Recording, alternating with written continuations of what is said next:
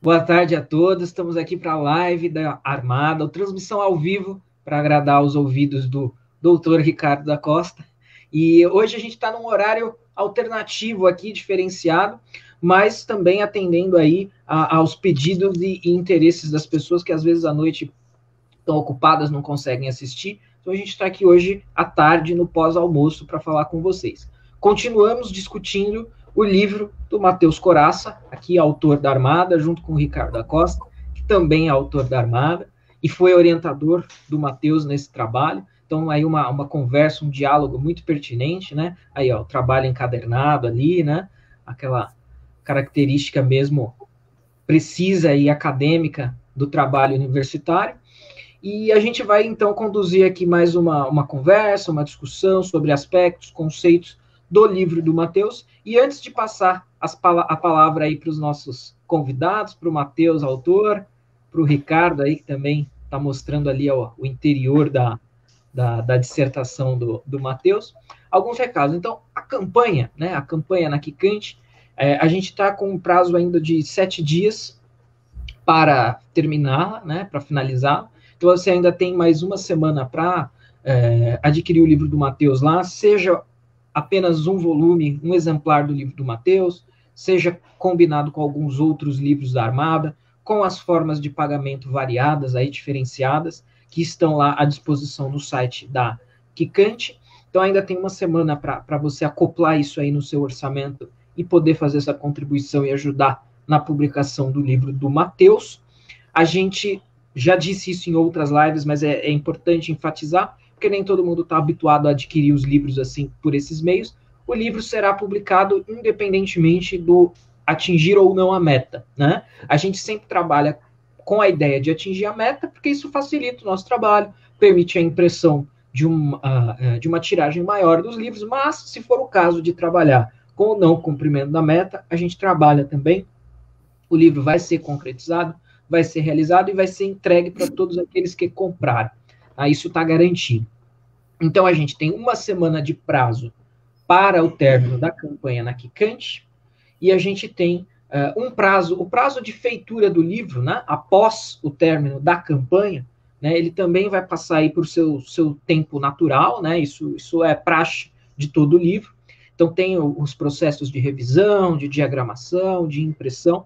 Então, a gente estima aí 30, 45 dias, enfim, são estimativas que a gente pode colocar aí, mas sempre estaremos comunicando os contribuintes, os pré-compradores, dos prazos, em que pé estamos, já, olha, está indo para impressão, está sendo diagramado, a revisão está pronta, tá? Mas isso é um processo natural, não tem como ser pulado ou ser antecipado. Então, isso vai acontecer, todo mundo estará ciente e, evidentemente, todos os pré-compradores receberão o livro aí do Matheus Coraça, que vai ser bastante rico e tenho certeza do interesse de todos. Olha lá, canequinha da Armada, novo site da Armada vem por aí, tá? E aí vai poder também comprar ou ganhar brindes, questões alternativas aí. Então, basicamente, esses eram os recados iniciais. Aqui quem tem que falar é o Matheus, é o Ricardo. Então, prazer aqui estar com vocês dois mais uma vez. E aí eu passo a palavra para o Ricardo, que vai fazer uma intervenção inicial aí para começar o bate-papo com o Matheus. Eis aí, doutor Ricardo da Costa. Agora a gente trabalha nesse nível, aqui vem da CNN para a nossa live, da live para a CNN, aqui é assim, meus caras. Olha, André, obrigado pelo convite, obrigado pela apresentação. Olha, a entrevista da CNN, os esquerdopatas disseram lá que eu fui devorado, fui comido, jantado lá pelo Marco Antônio Villa, porque eles estão acostumados a grosserias, né? A xingamentos, palavrões, essas coisas. E discussão acadêmica entre pessoas minimamente civilizadas pressupõe cordialidade, né? Mas eu gostei muito da participação da CNN. Não me chamaram de novo, perdão, Matheus, por essa... Já que o André citou a CNN, não me chamaram de novo, provavelmente porque perceberam que quando você apanha e devolve com educação, o público acaba se voltando para o seu lado. né, para o lado do que está sendo marretado. Então, talvez por isso não tenham me chamado de novo, mas foi fantástico. Mas, bem, Matheus, olha, professor Matheus, é um prazer ter escrito a apresentação desse seu primeiro livro. Primeira vez a gente nunca esquece, né? Eu trouxe algumas questões para conversar com você. Eu, antes de tudo, lamento que o Bernard Martorell tenha ficado ali um pouco relegado, porque o Caravaggio é esfuziante mesmo, né? Eu agora estou sendo obrigado a estudar a história da arte, então estou vendo a maravilha que são os movimentos posteriores. Mas eu queria te trazer uma primeira questão. Sim. Né? No título do seu livro tem o termo estética. E eu acho que seria de muito bom que você explicasse para o seu futuro leitor e para o seu espectador agora dessa conversa o que você entendeu por estética, se é aquele conceito tradicional, que nós sabemos que essas coisas teóricas na arte, elas suscitam muitas polêmicas e muitos debates e, possivelmente, muitas críticas, né? Então, eu gostaria que você falasse um pouquinho desse termo estética e da sua concepção e como ele se aplica tanto no Martorell quanto no Caravaggio. Vai lá, Matheus. Bom, Ricardo, obrigado pela sua participação, agradecer mais uma vez aí pela sua disponibilidade, né? O meu orientador, meu amigo, e ele não gosta, mas eu vou falar, um dos maiores medievalistas desse país. Bom, essa pergunta é muito oportuna porque o conceito de estética, e prometo não me estender muito aqui no desenvolvimento dessa pergunta, é o seguinte, o conceito de estética, o termo estética, surge mais precisamente na teoria da arte por volta entre os séculos XVIII e XIX, né, sofre uma série de críticas até hoje, porque ele é tradicionalmente associado ao campo da filosofia, né, que analisa, que debate e que cria fundamentações a respeito da arte e da beleza como um todo, não só da beleza artística, mas da beleza natural, né, e o desenvolvimento desse conceito de belo, portanto. Então, a estética tem esse conceito, digamos assim, mais basilar, mais chave e também de maior senso comum para a nossa compreensão. A minha compreensão de estética, né, e que eu fiz questão de imprimir no livro, é uma concepção que está relacionada à ideia de que a visão do belo, a visão, né, da obra artística, a visão da beleza como um todo, é algo extremamente presente e natural do ser humano, né? Então, desde que o mundo é mundo, desde que o ser humano existe nos seus primórdios, lá na pré-história, há uma tendência natural do homem a se direcionar para aquilo que é artístico e para aquilo que é belo, né? Matheus, mas só um pequeno parênteses, você não chegou a explicar, que você tocou agora em outro assunto que é uma bomba, né? O que é a beleza? Você chegou a tratar disso no livro? Não, eu não aprofundo esse tema do que é a beleza, né, mas a minha visão estética impressa diretamente no livro é a de que a estética tem a ver diretamente com a contemplação e o estudo do belo. A estética contemporânea mais recente, principalmente do século XX, dissociou essas ideias. Então, assim, estética hoje não tem mais a ver, pelo menos na visão dos artistas intelectuais do século XX e XXI, não tem mais a ver necessariamente com o belo. Para mim tem, né? E aí eu resgato no livro o tempo todo o conceito e o ideal mais clássico, que remonta lá aos gregos, mas que ainda é projetado na Idade Média e até mais ou menos o período do neoclassicismo, século XVIII, ali, meados do século XVIII, de que, né, o bom e o belo, ou a tríade bom, belo e verdadeiro, estão completamente associadas. Então, essa compreensão estética que eu tento imprimir ali na análise dessas obras. Você nem chegou por exemplo, relacionar a noção dessa beleza do ponto de vista artístico com o delineamento das formas, as expressões corporais. Você não chegou a fazer isso em nenhum momento, porque o Bernard Martorell e o Caravaggio são muito diferentes.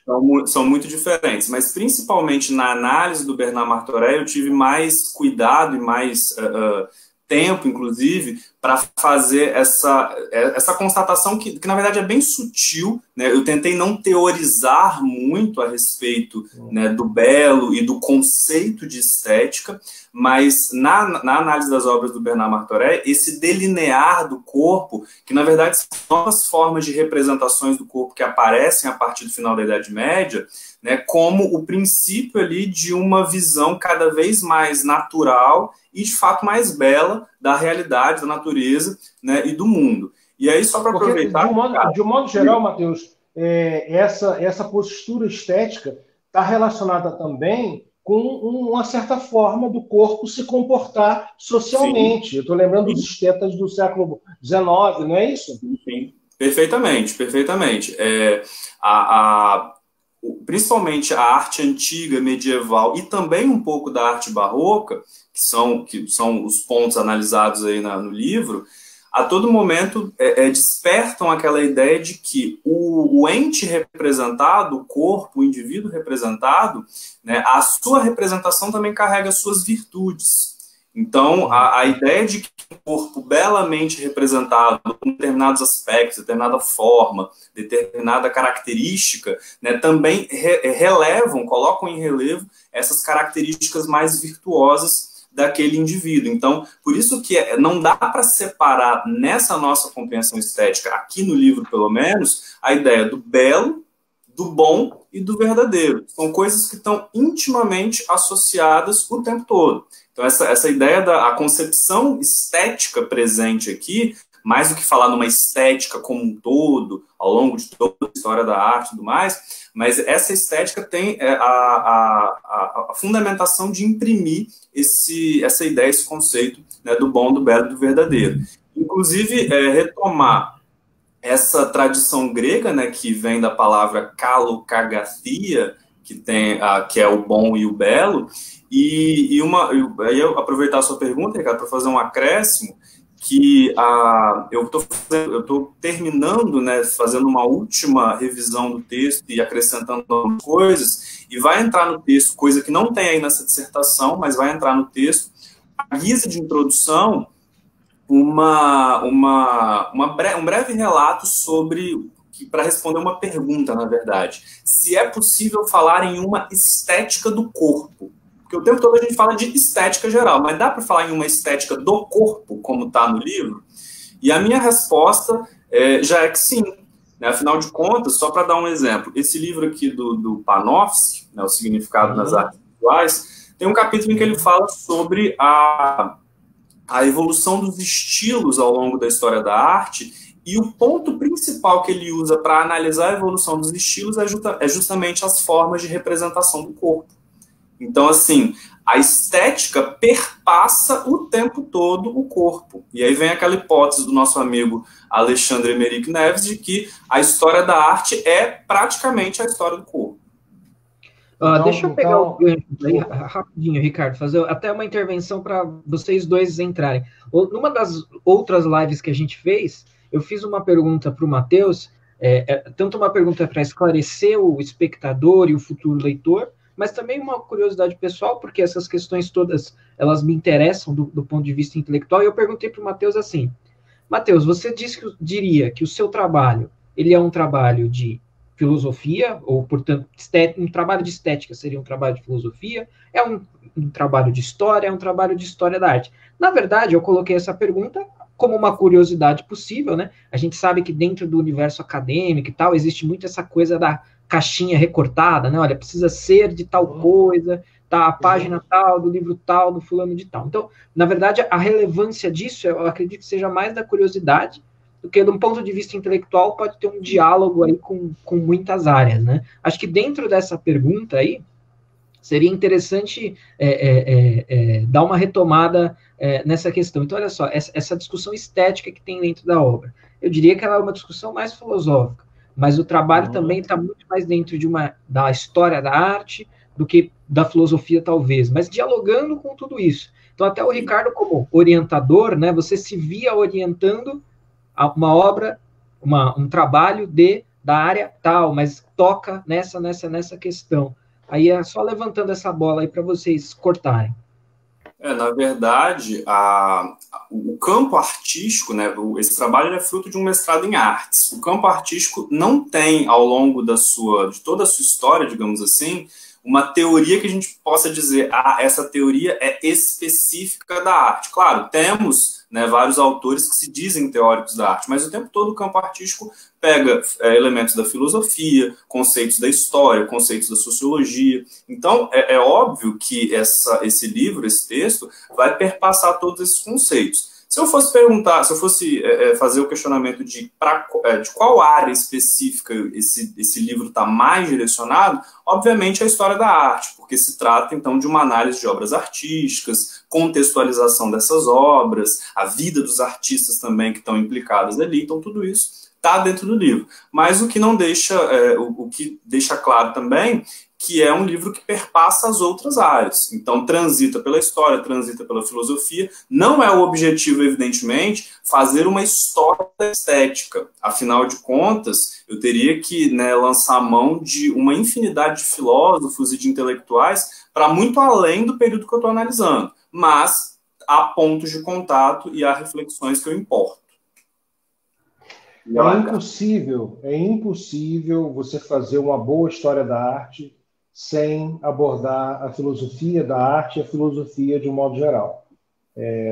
No Brasil, na experiência que eu tive na pós-graduação lá do Espírito Santo de arte, era uma área fraca, porque exige erudição, exige multidisciplinaridade, porque você precisa ler textos de filosofia, e é uma coisa assim, natural que eu percebi, tentei passar isso para o Matheus, e o Matheus incorporou, que até os grandes manuais de história da arte, eles fazem relações de objetos artísticos com filosofia, com literatura, porque é impossível você lidar com uma explicação, com um texto que trate de uma imagem sem abordar a filosofia, né? Então, para voltar aqui para o Bernard Martorell, e fazendo gancho aqui com a resposta do Matheus para o meu primeiro questionamento, as linhas, as formas dos corpos, porque o Matheus citou aqui o belo clássico, né? Mas a forma dos corpos que eu estou revendo aqui na dissertação do Bernard Martorell são todos corpos esguios, corpos muito delicados, com expressões, com gestos nos cotovelos, nas mãos, até em cena de martírio. O mártir também se posiciona de uma maneira bonita. É claro que não é o belo clássico, porque ideal, né? Não é o belo idealizado, embora haja uma idealização. Eu vou ter dificuldade aqui, Matheus, para dizer aonde está a idealização por não ter o ideal clássico, né? Sim. Mas eu queria te fazer esse gancho, antes de passar para os outros questionamentos que eu ia te trazer, esse belo estetizado aqui, essa estética do Bernard Martorell, me parece evidente que o cristianismo, e no caso muito específico a Igreja Católica, contribuiu com a arte, com o patrocínio da arte, para o desenvolvimento dessa boa expressão corporal, né? Evidentemente. Na verdade, o Bernard Martorell, para me ater ao exemplo dele específico, ele está num contexto muito interessante de Barcelona no século XV, em que as igrejas cada vez mais estão contratando artistas para fazer os retábulos, e ele é talvez o mais famoso, mais conhecido ali da área, e não só as igrejas, as ordens conventuais, as ordens, os mosteiros, enfim, mas também as corporações de ofício. Isso que é interessante, você tem lá, né, os integrantes dessas corporações que começam inclusive a disputar entre si. Então, a Corporação dos Sapateiros tem uma capela dentro da Catedral de Barcelona, uma capela particular, e eles encomendam um retábulo para aquela. Mas aí a Corporação dos Peixeiros, por exemplo, já quer uma outra obra, um retábulo maior e mais bonito para rivalizar com a outra. Então também tem uma conflitância até política. Mas para voltar ao tema aqui do corpo, né, sem dúvida nenhuma, Ricardo, esses pontos que você levanta são interessantes porque a noção de belo clássico nessas obras, ela está presente mais na filosofia e no entendimento da obra do que na técnica aplicada para fazer essa obra. Então, evidentemente, a noção técnica do corpo, as formas do corpo ali realizadas, representadas, são muito distantes daquela da antiguidade. Isso é óbvio, isso é evidente. Né? Mas por quê também? Porque mas as expressões são suaves. E as expressões são suaves. Então, aqueles conceitos de suavidade, claridade, tudo isso está ali, está presente. No entanto, as formas acabam tendo um direcionamento a um simbolismo maior, mais do que um naturalismo, né, quando comparado, por exemplo, às obras clássicas, porque é um momento em que o lado simbólico é muito mais efetivo, é muito mais evidente, e aí tem por trás disso a ideia de uma obra de arte com caráter persuasivo, que complemente, por exemplo, a prédica dos sacerdotes, que, né, traga aquele conceito do Papa Gregório, né, da arte que educa, né, o fiel. Então tem essa relação também, e esse simbolismo na Idade Média, que evidentemente é muito característico. No entanto, o Bernard Martorell ele já está numa fronteira, porque se você pega as obras do Romani, que você sabe isso melhor do que eu, você vai ver que as formas são muito mais distorcidas e muito menos precisas com o natural do que essas do Martorell. O Martorell já está se aproximando do Renascimento e já está trazendo outras maneiras de representar o corpo, também com muito mais leveza. Não sei se eu respondi. Acho que... Não, sim, eu só queria fazer uma observação que você citou o termo claridade. Não é a claridade da luz, é a claridade do entendimento. Só para o espectador entender, a claridade de você olhar a obra e entender o que ela está querendo dizer para você, de acordo com a tradição religiosa, né? Mas há também, sim, e há também a noção de claridade que vem do claritas, né, que fica muito presente na teoria de Tomás de Aquino, por exemplo, mas que tem a ver com a luz de Deus. Então, assim, é uma luz, mas não é uma luz física, né? É uma luz... Essa claridade aplicada à obra de arte, essa claridade de Tomás de Aquino aplicada à obra de arte, é a luz dos personagens que resplandecem para a compreensão do espectador, né? Exatamente. Né? E aí, por exemplo, a figura do santo, né? Ele é resplandecente, ele anuncia uma série de informações e de representações para o espectador. Deixa eu pular para o meu segundo questionamento. Vamos lá. Eu coloquei 5, mas pelo tempo a gente não vai conseguir. Mas tá ficando bom. Eu fico assim um pouco triste, na verdade, porque essa nossa conversa, esse seu trabalho, essas obras de análise artística, tal, tudo isso faz parte de um universo cultural muito elevado, muito sofisticado, muito delicado, né? Eu estou lembrando aqui que o nosso contexto brasileiro ele sequer visita museus. Os museus hoje são abandonados aqui. As pessoas, o Brasil que sempre foi bastante rude, né? A nossa cultura sempre foi meio brucutu, mas de uns anos para cá ficou ainda mais bruta, porque perdeu-se essa noção de educação clássica no nível da alta cultura, né? Porque saber apreciar essas coisas exige uma sofisticação, na verdade exige cultura, né? Como é que você não fica deprimido, não, de estar lidando com essas coisas que, assim, a fruição da arte me parece ser o último nível da erudição intelectual, né? Da fruição.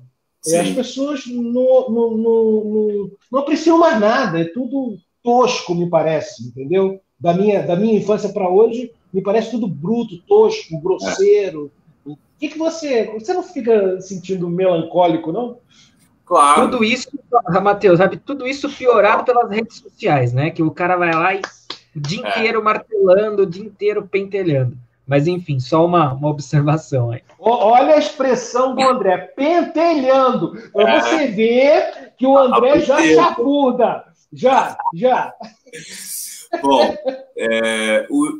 a melancolia é presente, né? Mas você me ensinou isso, Ricardo, já há muitos anos, que a vida do intelectual é uma vida solitária, né? Por excelência. Quanto mais você se aproxima da contemplação, da fruição, você fica se sentindo mais sozinho, porque às vezes não tem com quem conversar ou com quem compartilhar isso. Ainda bem que eu tenho vocês aqui para me ajudarem a não sofrer. Já te interrompendo, Matheus, ainda estou pensando no pentelhando do André, porque uma vez aqui em casa, um dos meus filhos falou pentelhar, pentelho, alguma coisa, e eu falei que era uma palavra feia, era um palavrão e tal. Aí eles não consideravam mais palavrão, né? Enquanto que na minha época prevalecia na educação, mesmo primária, aquela coisa assim, a boca fala do que o coração está cheio, que é uma expressão bíblica, né? Então, nós éramos educados a pensar palavras bonitas e fazer dessa forma que os nossos pensamentos também buscassem as melhores palavras, a melhor expressão. Por isso que eu achei engraçado o André. O André falou uma naturalidade tão grande. Não, está perdendo. Mas é a melhor expressão para descrever o que você está falando. Rudeza. É isso mesmo. Esse refletir sobre as melhores palavras, inclusive, tem a ver, é uma herança da retórica, né, das 7 artes liberais, lá do Trivium ainda. Né? Não tem a ver apenas com falar bonito, mas com... e é uma coisa... Mas é uma coisa que, assim, para explicar, falando agora numa boa, para explicar para essa garotada, eles confundem isso com frescura. Entendeu? Eles não entendem que é um processo educacional que te leva ao, inclusive, principalmente pensando, fugir do Martoré, Matheus, mas pensando no contexto nosso de hoje, em que tudo dá processo, você pode mandar o cara tomar naquele lugar de um modo super elegante que não seja passível de processo. Sim. Né? Exato. Bom, mas só de volta, né, a sua pergunta da melancolia, sim, é um sentimento melancólico que existe, mas isso, inclusive as discussões que nós fizemos aqui nas outras lives, ensejaram uma reflexão que inicialmente não ia entrar no livro, mas eu achei pertinente, principalmente no momento que nós estamos vivendo agora. Você sabe que o historiador nunca deve analisar o momento que está vivendo, né? E a ideia não é fazer uma análise histórica da atualidade, mas justamente a entender em que esse meu livro, né, se é que eu posso dizer que ele vai ajudar alguém, mas em como é que ele se insere nesse mundo hoje, em que ele traz, o que ele traz de contribuição. Né? Então eu estou finalizando o epílogo, né, que eu intitulei um antídoto contra a destruição. E por que isso? Porque até pode soar um pouco pedante, um pouco não sou pedante, não. Me pareceu só que o antídoto contra a destruição já chegou na hora que está tudo destruído. Exato. Mas essa reflexão me veio por conta dessa onda de barbarismo que nós estamos assistindo mais do que nunca, né? O professor Jean Lauant já falou lá em 98 dos bárbaros, dos ostrogodos nas academias, né? Então, volta e meia nós temos alguém falando sobre isso, e agora nesses recentes ataques aí a monumentos históricos, estátuas, né? Então, assim, e aí, só para não me estender muito nisso, mas a missão que nós temos aqui, eu não vou dizer uma missão, mas pelo menos o desejo que eu gostaria de ter é que esse livro chegasse às mãos das pessoas e pelo menos ajudasse, não vou dizer que vai resolver, mas vai ajudar as pessoas a olharem de uma forma mais generosa para o passado, para a arte, né? Não vou dizer que é uma utopia, tenho certeza disso, mas é o que nós podemos fazer, né? E aí o outro gancho que eu ia pegar na sua pergunta, quando você falou de falar, né, das palavras, da retórica, de escolher as melhores palavras, e aí para voltar ao livro. Essa também foi uma preocupação minha ao longo da escrita, porque, por exemplo, não dá para analisar uma obra de arte de uma maneira bruta. Eu não posso pegar uma parte do retábulo e falar assim, O São João não pode Batista... falar assim, André, olha ali, o cara tá com um pentelho à mostra, olha lá. Não pode, não pode. O fulano tá pentelhando o outro. Não pode. Por quê? Por quê? Não é frescura, como você disse. É um nível... nós temos que subir um degrau para também ajudar o leitor a subir mais 2 degraus para conseguir compreender aquela obra, não vou dizer na sua totalidade, mas com mais excelência. Né? O texto não pode deixar a obra feia, o texto tem que ajudar a deixar a obra ainda mais bela. Então, a minha preocupação foi não incorrer naquele erro brutal da academia, né, que os franceses chamam a langue de bois, que seria, na tradução, a língua de madeira, aquela linguagem pesada, né, que força a virar a página, você vira a página assim, com sofrimento. Então, é um cuidado que eu tomei, né, sempre escolhendo as melhores palavras e deixando o texto mais fluido possível. Na verdade, isso distancia o trabalho do leitor de baixo nível. Sim. E vamos voltar aqui à linguagem. Quando você utiliza a linguagem, entre aspas, do povão, né, que é a linguagem dos palavrões, antigamente eu falava da geral do Maracanã, né, em que os geraldinos lá recebiam sacos de urina jogados lá da arquibancada. Eu presenciei isso, né? Então, quando você aproxima da linguagem popular, você facilita a compreensão do leitor, mas você baixa o nível. E isso é justamente a técnica paulo-freiriana. A técnica, na verdade, do palavrão, ela tem uma raiz paulo-freiriana, né? Porque você iguala o cara. Você fala a linguagem tosca do cara e o cara vai entender tudo. Sim. Aí eu estou falando do cara, o cara. E agora a moda do agente, né? Agente. Só tem agente. Eu tenho dores figadais. Eu tenho dores lacerantes aqui do intestino. É tudo agente. Ninguém mais conjuga verbo, ninguém usa o pronome. Então, assim, isso está tão distante da qualidade do trabalho que dá uma outra tristeza, assim. Aquela melancolia positiva, né? E aí você vê o perigo desse baixar o nível para dar acessibilidade. Porque, assim, o que nós temos que tomar cuidado sempre nós não estamos fazendo livro para iniciados ou só para as pessoas que entendem. Não, nós estamos fazendo para todo mundo. Todos aqueles que queiram aprender, que queiram, né, melhorar culturalmente. Nós não somos também donos da verdade para dizer que nós somos elevadíssimos no nível cultural. Mas olha o perigo de sempre baixar o nível. Então eu baixo o nível da linguagem para que todos entendam. Vai chegar um momento em que esses todos não vão entender, então você baixa mais e mais e mais. E assim, até chegar o momento, como nós estamos hoje, em que você não pode corrigir mais ninguém. Porque Você me fez lembrar um texto do Carlo Ginzburg. Sim. Eu não vou lembrar agora o livro, mas ele conta que, num determinado momento da educação lá norte-americana da década de 80, caiu na moda, no consumo alimentar semanal, o fast food. Então, caiu na moda, né? Então, os alunos também queriam ter aulas fast food. Então, tudo rápido, e tudo simples, e tudo mastigadinho, blá, blá, blá. E aí ele costumava, para afugentar os alunos da classe dele, ele costumava dizer que ia dar aula em slow food, muito devagar, falando lentamente sobre as coisas, para quem não quiser, vai embora, não fica aqui não, porque vai atrapalhar a nossa...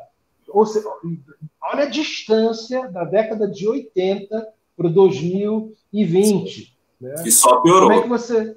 E só piora. Mas volta aqui, Matheus, deixa eu voltar. Vamos subir. É porque o pentelho do André me fez devagar sobre o universo dos pentelhos. O pentelho que é o chato, o pentelho que é pentelho, o pentelho que é... O Márcio fala, que você está pentelhando, hein? Como é que é? Não, tranquilo. Vamos. O Márcio diria que você está pentelhando. Tá faltando o Márcio. O Márcio usa... Essa é uma expressão scansaniana. Vai ser minha próxima admoestação à editora Armada, eliminar as expressões, como é que é? Scansanianas. Scansanianas. Mas acho que vamos retomar, então, o assunto mais dentro do livro. Eu acho que é um bom momento você colocar o seu terceiro ponto, Ricardo, a terceira pergunta. Se você estiver satisfeito com a discussão da nossa situação melancólica. Sensacional. Situação melancólica ficou bonito, tá? Tá vendo? Para consertar o anterior. Ficou bonito. Já deu uma rebuscada, né? A coisa está começando a ficar bonita. Vamos lá. Na nossa melancolia, eu queria te perguntar, Matheus, o gótico e o gótico catalão. Bom, o que é o gótico e qual a diferença? Muito breve, tá? Porque é fast food. O que é o gótico? Aqui a gente faz o fast food. Exatamente. É só para o aperitivo para o slow food. Qual a especificidade do gótico catalão? O que é o gótico e como você avalia o gótico na história da arte? Bom, vamos lá.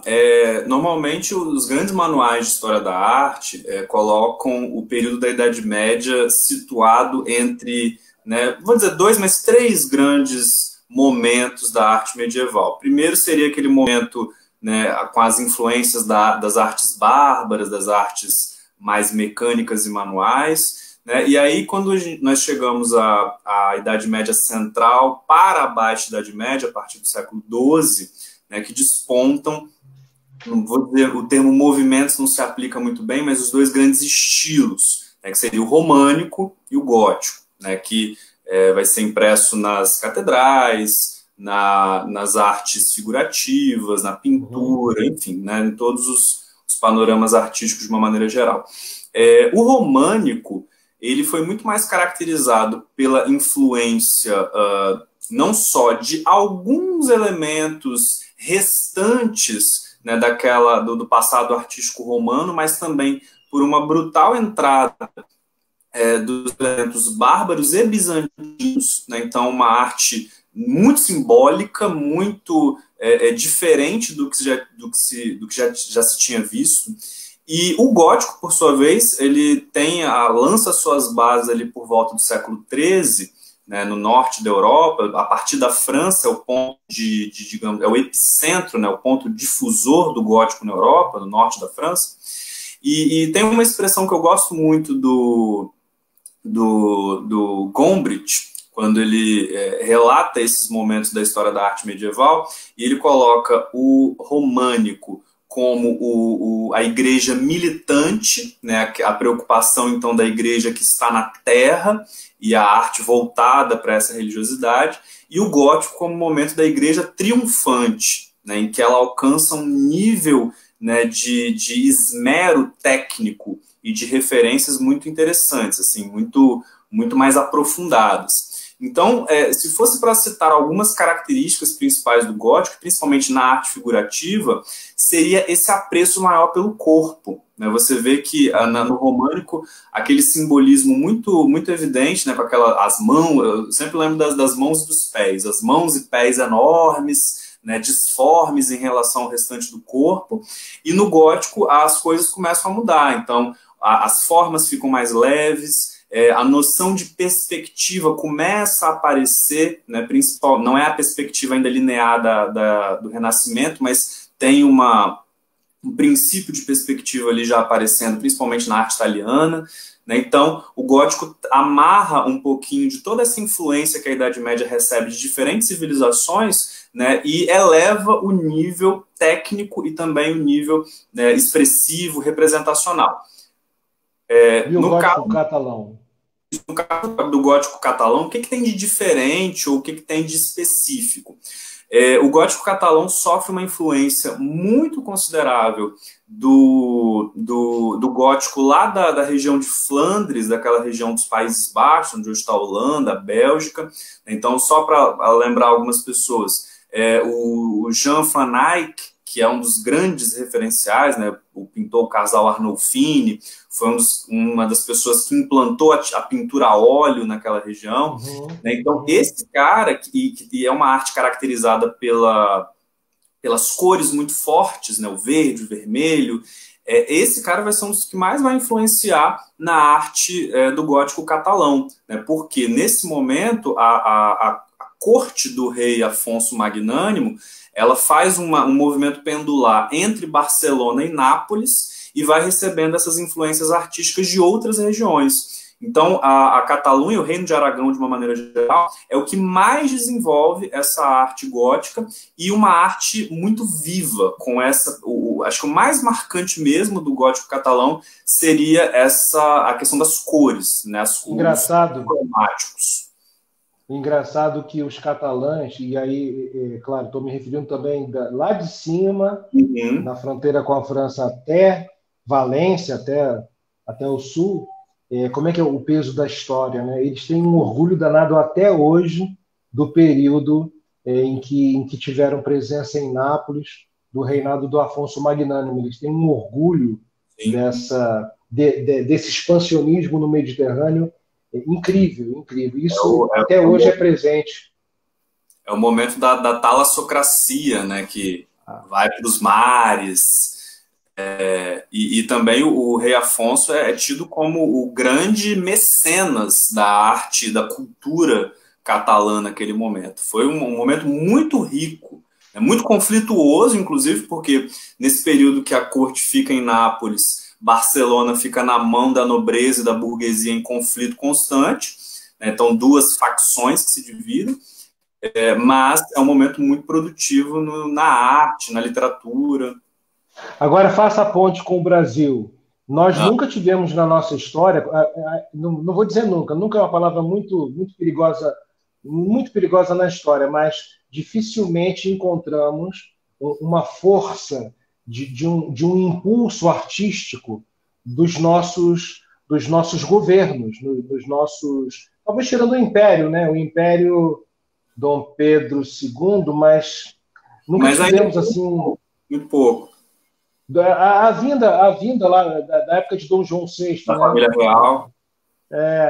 Mas nunca tivemos aqui nas nossas elites dirigentes nenhum incentivo, nenhuma expressão artística que simbolizasse um período rico. A nossa riqueza sempre foi pobre intelectualmente falando, né? Sim. Comparado à Europa, evidentemente, a produção artística brasileira, né, por exemplo, da época do Barroco, que era uma produção mais descentralizada, porque não havia um controle muito efetivo ou um incentivo... Da igreja. Barroco da igreja. Eu estou me referindo aqui ao Estado. Sim, das Irmandades Leigas. Essa presença do Estado na arte, digamos assim, só vai aparecer a partir da vinda do Dom João VI, né, da família real, mesmo assim, muito fracamente, porque aquele mito de que a missão artística francesa foi bancada por ele não é verdade, há uma controvérsia em torno disso, né? E depois disso, o que se vai ter, com raríssimas exceções, e poderia citar aqui Pedro Américo, Vitor Meirelles, né, que são os grandes nomes, mas o restante, né, são artistas que recebem uma bolsa do governo e que vão para a Europa, muitas vezes, copiar os modelos europeus e trazer para cá. Isso é muito característico, isso é uma expressão viva da nossa rudeza, de como nós somos brutos. Porque eu estava pensando aqui, talvez nem no Estado Novo, né, com Getúlio Vargas, teve lá um certo incentivo ideológico, né, do pai dos pobres e tal, aqueles desenhos. No caso do Vargas, mais a propaganda do que a arte, né, uma arte panfletária. A arte como propaganda, que eu não considero arte particularmente, porque é um panfleto político, né? Então não há a ideia da inovação do artista ali presente, por exemplo. Então, a criatividade é muito bloqueada. E é muito engraçado porque isso, lá na Europa, os professores de História da Arte, das Humanidades, eles são muito mais sensíveis a essa tradição secular, multissecular de cultura, de alta cultura, do que aqui, né? Aqui, muitos dos meus colegas da área de artes também só pensam a arte em termos instrumentalizados. Sim, sim. Evidente. E o fato, eu acho que também isso tem muito a ver, como você colocou aí, com o tempo, né? O Brasil, historicamente, é um bebê comparado à Europa. A Europa passou por duas grandes, só no último século, né? Duas grandes guerras, passou por uma infinidade de processos traumáticos ao longo de séculos, né? Países como a França vão ter a sua história, né, que remonta ainda à época do Império Romano. Então, assim, não dá para comparar. O nosso tempo de amadurecimento foi muito mais rápido e não amadureceu. A verdade é essa. Você não acha que essa nossa malícia em tudo fazer suspeita, desconfiar dos gestos, das iniciativas culturais, tem sempre algum interesse financeiro, de patrocínio, ou qualquer coisa desse gênero? Sim. Você não acha que isso muito se explica muito por essa falta de lastro cultural? Sim, sem dúvida nenhuma. Falta de laço, falta de incentivo e falta de busca mesmo da sociedade pela cultura. Você vê que... Só para contextualizar, você pega as autoridades de cultura, Ministério, Secretaria de Cultura, as pessoas nunca pensam na cultura como algo que vai, não vou dizer alavancar a nação, mas que vai, né, dar um prosseguimento assim, a um projeto, além do projeto de poder. Né? É sempre visto, como você falou, de uma forma instrumentalizada. E os piores quadros políticos ocupam esses cargos. Piores quadros, não são os intelectuais, não são, né, os artistas, e não estou resumindo aqui o universo de esquerda e direita, não, estou pensando além disso, né? E uma outra coisa que... Você está me fazendo lembrar das iniciativas aqui do nosso atual governo, que uma foi o Pum do Palhaço, agora o outro é a cor da Malhação! Malhação! Entendeu? E o primeiro lá que eu tive contato, que era uma pessoa de um excelente nível cultural, um diretor de teatro renomado, premiado, acabou resvalando para uma citação infeliz. À vista, né? Mas aí, Ricardo, tem a ver também com assim, falando de um fenômeno mais recente, além da falta de madureza na contemplação da arte, na vivência artística e cultural, dos anos, vamos colocar do final dos anos 60 para cá, essa que vem, né, da Revolução Cultural Chinesa, do Maio de 68, essa coisa de que tudo é discurso. Então a arte deixa de ser arte, passa a ser discurso também, né? Passa a ser propaganda, passa a ser instrumento de conscientização de massa, e assim vai. Então, o caldo é muito mais pesado e grosso do que a gente imagina. Agora, volta aqui, Matheus. Então, a arte gótica catalã tem uma especificidade que torna ainda mais difícil para a apreciação contemporânea, que é o suporte do retábulo.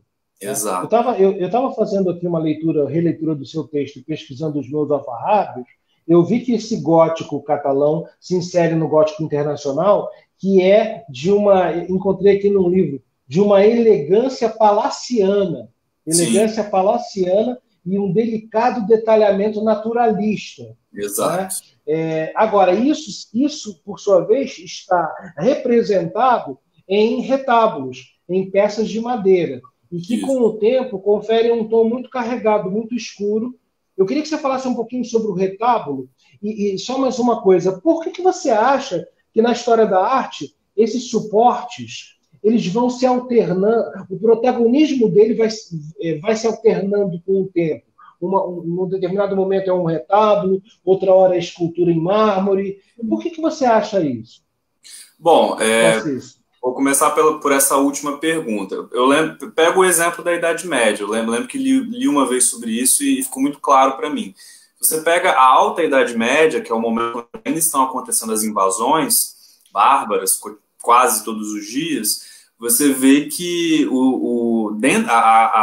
a ornamentação das igrejas é feita com trípticos, muitas vezes pequenos, cruzes de metal, né, decoradas com pedras preciosas, muitas vezes, então, objetos bem menores. E aí tem até um sentido prático mesmo, porque às vezes você tem que pegar aquilo ali e ir embora. Não pode deixar para trás. Então, você está me dizendo que a mudança do protagonismo do suporte tem a ver com as condições materiais do momento? Muitas vezes sim, muitas vezes sim.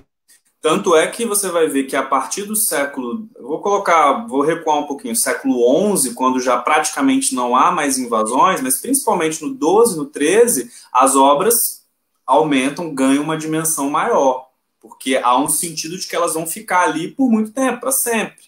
Né? Mas isso não explica a prevalência do retábulo da madeira no século XV. Aí, o caso do retábulo, especificamente, né, tem a ver bastante com o contexto, inclusive ibérico. Na Península Ibérica há uma presença muito forte do retábulo, o que, aliás, inclusive influencia no Brasil. Quando a colonização começa a acontecer aqui no Brasil, as igrejas também têm retábulos em madeira. Né? Então, a madeira acabou virando o material mais utilizado, e com essa ideia, né, do entalhamento, né, da pintura, né, então o retábulo cada vez maior, né, sendo exibido. Mas os retábulos barrocos em madeira já não são com gema de ovo, né?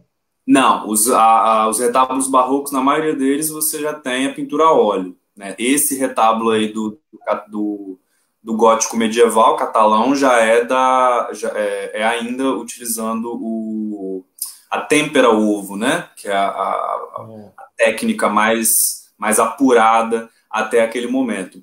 E isso é bastante interessante, essa mudança de suportes, né?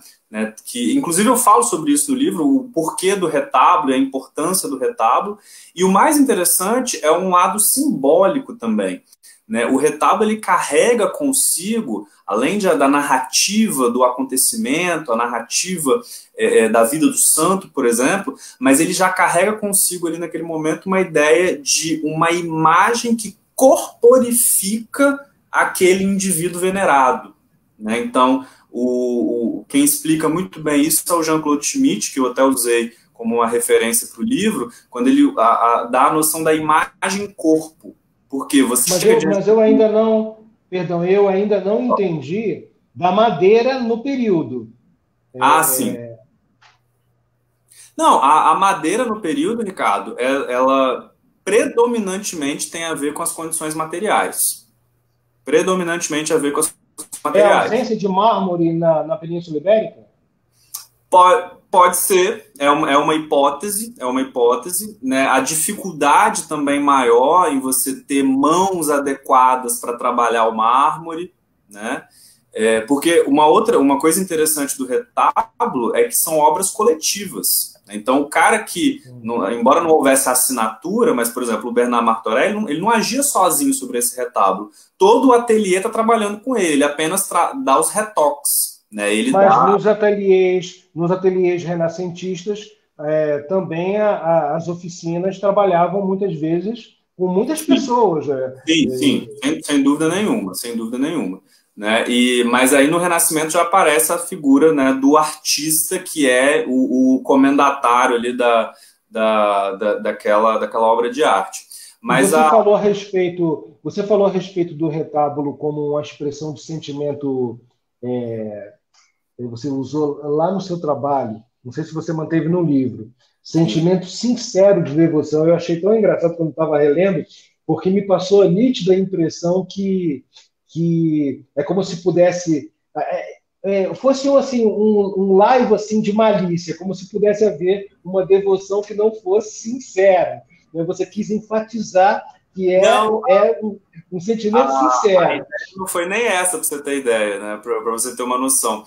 Eu não quis dizer que havia um sincero e um não sincero, mas para mostrar que a crença era uma coisa muito presente, né? E de que aquele retábulo ele realmente revela uma consciência da crença muito forte. Tanto é que na Catalunha mesmo, você tinha, né, aquela tradição do Saint Vincent Ferrer e de outros pregadores, que eram pregadores muito, né, muito diretos, muito objetivos, tinham uma prédica muito inflamada, e aí eles começam, inclusive, a usar os retábulos como uma, entre aspas, ilustração do que eles estavam dizendo. Então, por exemplo, só para dar um exemplo, hoje, inclusive, é dia de São João Batista, que é o personagem principal aí da obra. Né? Se ele está falando sobre a vida do João Batista como profeta, o martírio, e aí ele aponta para o retábulo, e aquilo é quase um teatro. Né? Ele está encenando o relato, a narrativa da vida do cara, e o retábulo está ali para complementar isso. Deixa eu só fazer uma intervenção, Ricardo, só porque, assim, uma intervenção institucional aqui.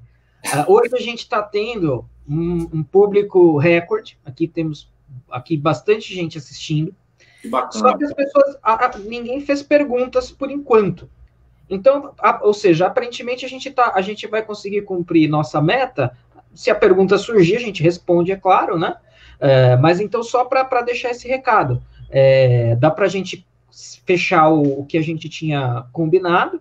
Só tem aqui alguns recadinhos do Márcio, que eu vou falar no final, mas, em princípio, não tem pergunta. E aí, para o pessoal que está assistindo, né, o link do livro está aqui nos comentários, tá? E se alguém quiser fazer alguma pergunta, sinta-se à vontade, é claro. Mas mesmo tendo um número recorde de espectadores, ninguém se manifestou com relação a perguntas até agora. Então, podemos prosseguir aí com a interação. O que é curioso e prova mais uma vez a minha tese já confirmada em dezenas de aulas que eu já ministrei na universidade. Quando o nível é alto, ele automaticamente responde às perguntas que as pessoas estão pensando em fazer. Muitas vezes eu me deparei em aula, explicava uma coisa, aí o aluninho lá querendo aparecer, né? Porque hoje em dia ensinam que quando você aparece muito é porque você vai ganhar mais pontos. E o cara quietinho não ganha ponto, né? Para a participação em sala de aula, o que é uma imbecilidade, né? E aí eu posso usar uma expressão mais tosca, é uma imbecilidade. Porque você pode ter um excelente aluno quietinho, que não pergunte nada, né? Então, muitas vezes... Né? Não, claro que não. E aí, muitas vezes, o garotinho lá ia levantar, aí eu ainda estava no meio da explicação, aí eu falava assim, ao invés de atender, como tem que fazer, né, para não ofender, para não fazer... não, espera só um segundinho eu terminar. Aí eu terminava de explicar, aí ele, não, o senhor respondeu, logo depois o senhor respondeu, né? Então, assim, é aquela coisa de querer aparecer, não ter lido, não sabe do assunto, mas quer dar pitaco. Entendeu? E não ter paciência para esperar concluir o raciocínio. Paciência. Isso também é fundamental numa pesquisa, né, Matheus? Você ter... você não pode fazer perguntas que ainda não foram respondidas pelo livro. Espera um pouquinho. E se o cara não te respondeu aquilo, é porque ele não considerava importante. Então você suspende e uma hora eu vou ser atendido. Mas não ficam naquela ansiedade orgiástica, ficam, meu Deus do céu, se masturbando, achando que querem saber tudo ao mesmo tempo agora. Entendeu? Esse cara aí sabe o que ele é, né, Ricardo? Ele é aquilo que eu falei lá atrás, esse aluno aí. Tá. É aquela expressão scansaniana que nós vamos banir da editora Armada. Mas volta aqui, Matheus, o sentimento sincero de devoção, e eu ia te perguntar. Você não acha que isso é a coisa mais difícil do imbecil coletivo hoje entender? O genuíno sentimento de devoção. Você está ali, conversando com Deus, ou conversando com um santo. É o mais difícil, vou usar a mesma expressão que você usou, porque o imbecil coletivo acredita nessas pataquadas de que o cara tá olhando a obra de arte porque ele está procurando uma mensagem subliminar política, ou sabe, o imbecil pensa dessa forma, de que a arte está ali porque alguém mandou e porque tinha alguma coisa por trás daquilo. E olha como que isso é irracional. O mais óbvio, e aí é o que nós sempre conversamos privadamente, né? O Brasil, infelizmente, não é o país do óbvio, mas o mais óbvio, quando você tem uma obra de arte numa igreja, é que ela seja um canal, um veículo para alimentar a devoção daquele indivíduo. Então você vai até a imagem de Nossa Senhora, por exemplo, você vai até o retábulo, você faz as suas orações, evidentemente você não está adorando aquela imagem, né? Pelo menos do meu ponto de vista católico, não, mas aquela imagem, e aí a ideia da imaginação, né? Então ela te leva a um contato mais próximo com o divino. É simples, assim, é simples e complexo ao mesmo tempo, né? Mas, ou seja, você está me dizendo o seguinte, que as expressões artísticas, que a arquitetura das igrejas, que as próprias igrejas, na verdade, elas não são para fazer a cabeça do povo, da plebe ignar. Elas estão ali como uma consequência da fé daquelas pessoas. É exatamente o contrário do que o imbecil coletivo pensa. Exato, exato. É uma consequência. Como é que você vai explicar, por exemplo, que uma corporação de ofício faz uma encomenda de um retábulo para colocar na igreja, né? Você acha que a corporação de ofício está querendo, então, convencer as pessoas a venerar aquele santo? Não, a corporação de ofício fez uma encomenda daquele retábulo porque é a forma dela de agradecer pelas graças alcançadas. Então, assim, a relação é muito mais direta com a fé, com o sentimento individual e também coletivo da fé, do que com as questões materiais, né? Pensar numa lógica política de imposição ideológica do pensamento da igreja por trás de uma obra de arte, eu acho uma forma de pensamento, uma linha de pensamento infantil, né? Não é a mais correta e a mais elevada. Claro, pode haver uma intencionalidade, pode, né? A análise artística ainda nos dá essa liberdade para não darmos a análise peremptória e definitiva, né? Então o campo é aberto, mas que é outra coisa que o imbecil coletivo adota, né? É sempre assim, é tudo ou nada, nunca aconteceu isso, é tudo extremado, né? Ninguém consegue pensar as filigranas da existência, né? As possibilidades, a complexidade dos seres humanos quando interagem entre si. As pessoas estão hoje aqui no Brasil especialmente, né? numa coisa tão imbecil que é sempre o extremo que consegue sensibilizar alguma coisa nas pessoas, não é isso? Exatamente. E na verdade, para mim, pelo menos, e aí o livro ele tem a minha experiência pessoal com a fé também, né? Eu acho que não dá para dissociar isso. O que me impressiona, o que me toca, não é o extremo, é a sutileza, né? E isso na arte é muito presente. O que mais toca a contemplação artística de cada um do indivíduo é justamente perceber, às vezes, a florzinha vermelha que está lá no meio, né? A delicadeza do sorriso. São as sutilezas, né? Não dá para fugir disso. Realmente não dá para fugir disso. E aí eu lembrei da resenha que eu escrevi do seu livro, do Impressões da Idade Média, do Visões da Idade Média. Eu usei até o exemplo lá do... Tem ele aí? O meu está aqui embaixo. Tem que fazer a propaganda. Já que você citou, peraí, né? Porque aqui. Propaganda é a alma do negócio. Editora Armada, olha aqui, ó.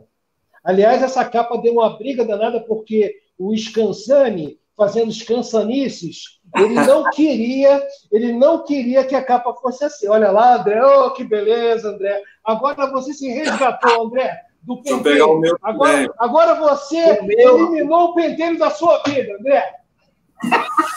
Pois é, o meu exemplar do seu livro está aqui sob a minha cabeça, Ricardo. Está aqui, ó, para me iluminar. Olhe para cima, não olhe para os pentelhos, olhe para cima. Essa capa, inclusive, Ricardo, vai lembrar do Arthur Del Neri, que fez esse trabalho. O Arthur Del Neri, de uma sensibilidade ímpar. Inclusive, nós comemoramos esse desenho aqui num almoço fantástico lá em Vitória. Sensacional, mas eu não quero fugir do seu livro, não. Matheus? Não, mas aí o único ponto, só para terminar, quando você falou do sempre, nunca, os extremos, quando eu fiz a resenha desse livro, eu citei o general Charles de Gaulle, francês, e eu gostei muito tem uma expressão que ele usa no início das memórias de guerra dele, né, que ficou famosa, que é: eu tenho uma certa ideia da França.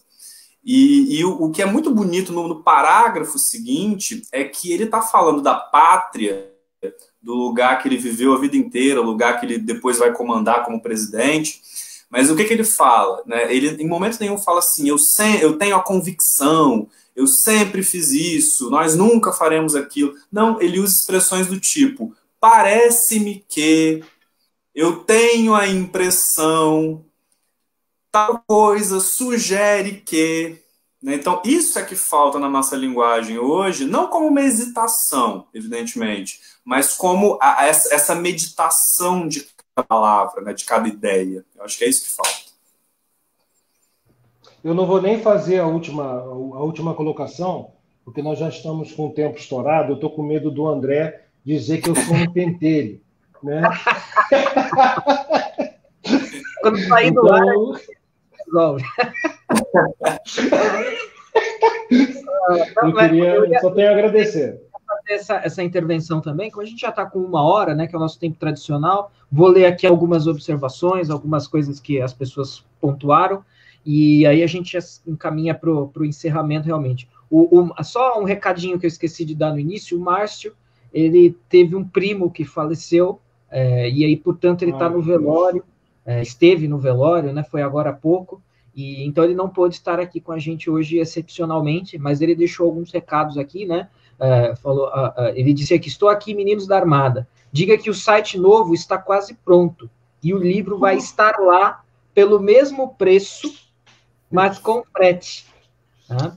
Então, o livro do Matheus vai estar no site, e dentro desse site, assim que ele estiver pronto, for inaugurado, quem for lá fazer as compras e tal, vai ter um brindezinho legal também, para quem fizer uma determinada quantidade de compras. Vai estar bem legal, a gente vai anunciar aí nas redes, quando tiver tudo.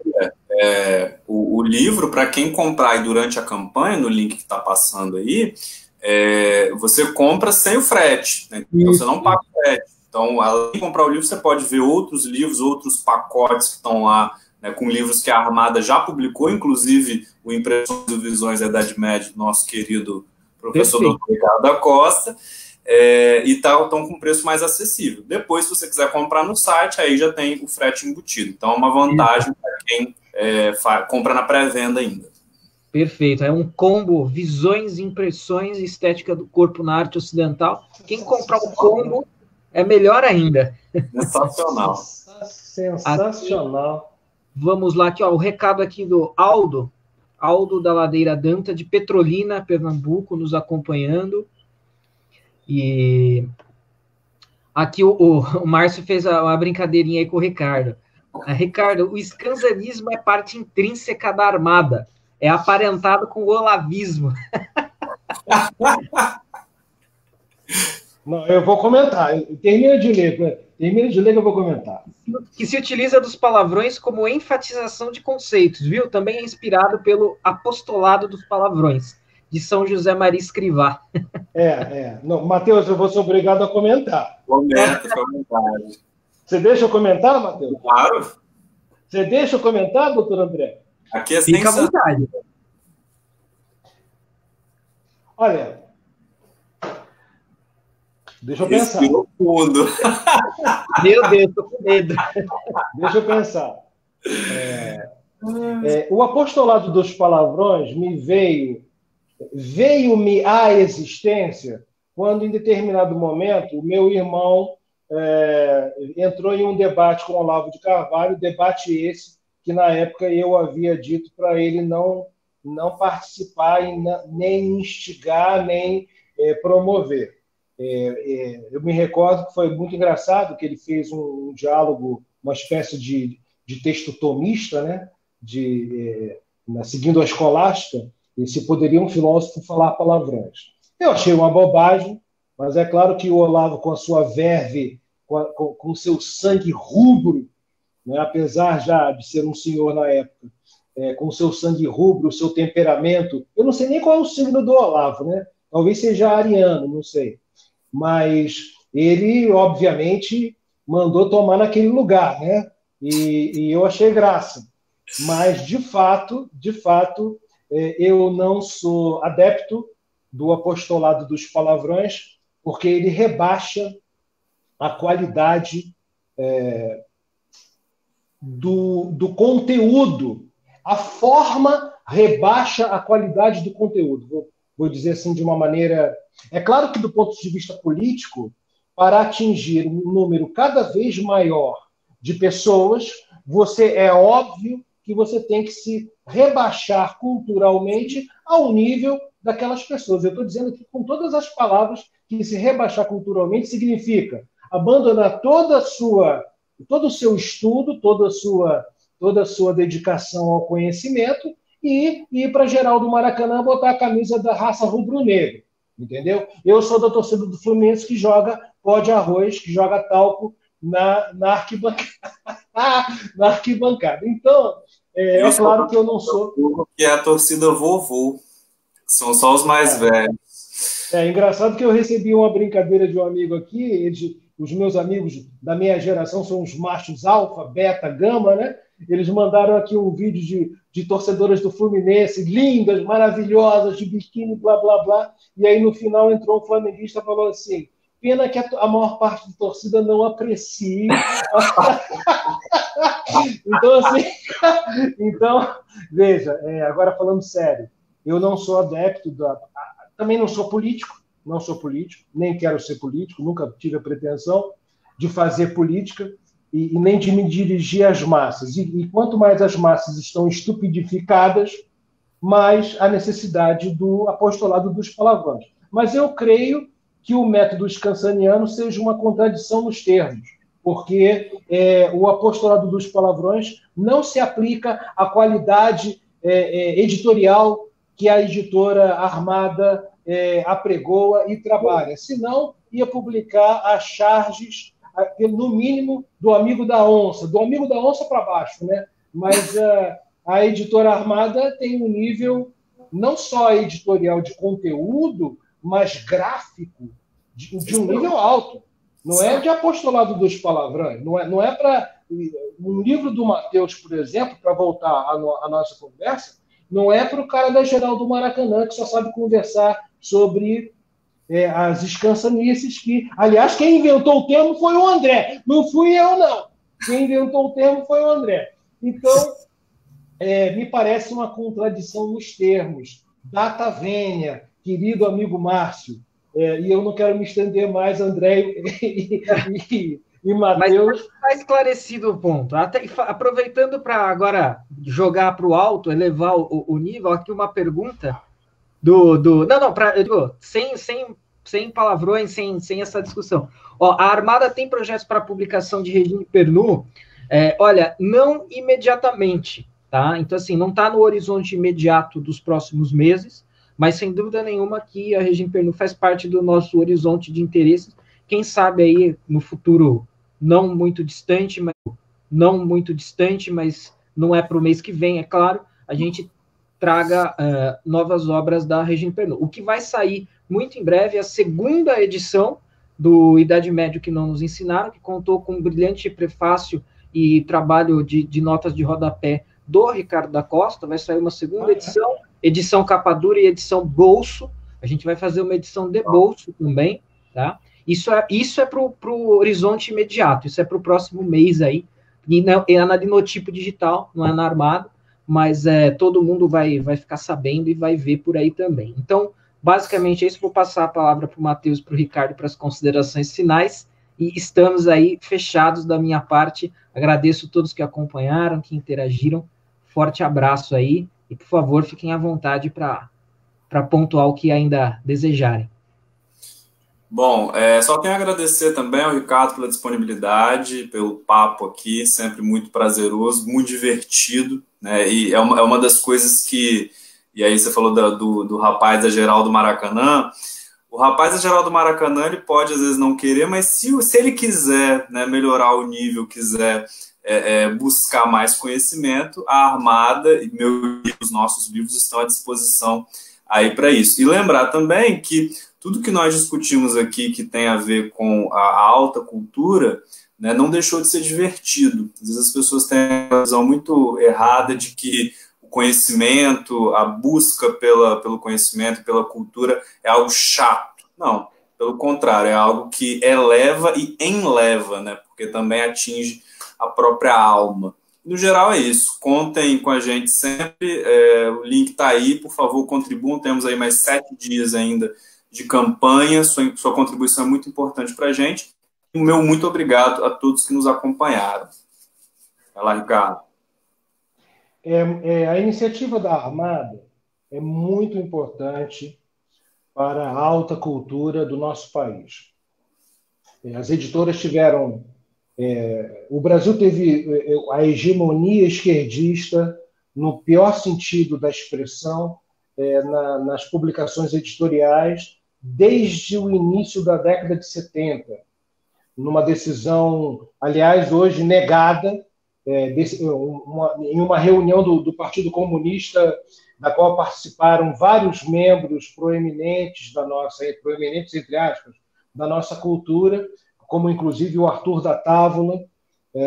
Então, a Armada Editora, o Sétimo Selo, na época, a editora do Olavo, como é que se chama? A Vide Editorial, são iniciativas muito importantes para elevar, para trazer de volta uma perspectiva, no mínimo uma perspectiva diferenciada dessa instrumentalização política que foi a nossa educação, que teve como consequência não só o apostolado dos palavrões, mas também Paulo Freire, e como gosta o Olavo de dizer, tutti quanti. O Olavo adorava essa expressão, tutti quanti. Aí um monte de seguidores ali que não estudam muito ficavam repetindo tutti quanti, tutti quanti. Eu achava graça. Mas, assim, a Armada é fundamental nesse processo, e eu quero pedir aos ouvintes e aos meus amigos e os que me acompanham para adquirir esse livro do Matheus. É um livro de estreia fantástico, que já começa, ele não dá chute na porta, ele gira a maçaneta.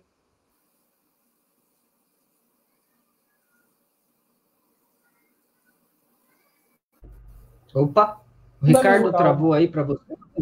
Voltou. Voltou, travou, né? É a KGB. A KGB me controla 24 horas.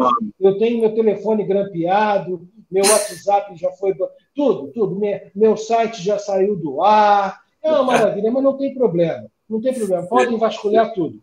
Você parou na maçaneta. Eu parei na maçaneta. A maçaneta abre devagarzinho. Aliás, ele nem entra, ele espera ser convidado, né? O Matheus não invade o recinto. Então, e eu fico mais feliz ainda com a informação do André, que pode ter um combo com a compra do Impressões, do Visões e do livro do Matheus. Me dá o nome de novo, Matheus. A Estética do Corpo na Arte Ocidental.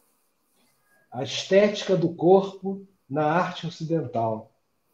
Bonito. Parabéns, gente. Valeu, querido. Tchau. Obrigado. Tchau, pessoal.